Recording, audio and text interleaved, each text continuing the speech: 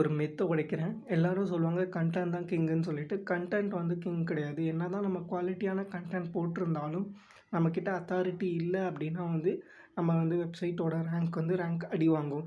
அந்த வெப்சைட்டுக்கு எப்படி நம்ம அத்தாரிட்டி பில்ட் பண்ணுறது அப்படின்னு சொல்லி கேட்டிங்கன்னா, ஒரே வழி வந்து நம்ம குவாலிட்டியான பேக்லிங்க்ஸ் போடுறதாகட்டும்.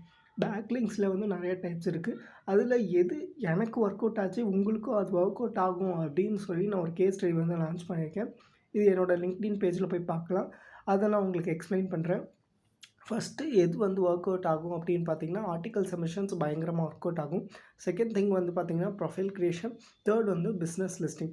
இதில் எல்லாமே கான்டெக்சுவல்ஸ் பேக்லிங்க்ஸ் வந்து நீங்கள் யூஸ் பண்ணி போட்டிங்க அப்படின்னா வந்து நல்ல ரிசல்ட்ஸ் கிடைக்கும்.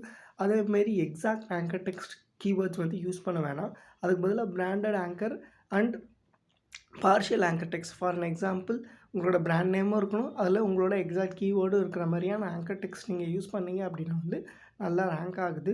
நீங்கள் கண்டினியூஸாக பேக்லிங்க்ஸ் பண்ணிகிட்ருக்கணும்.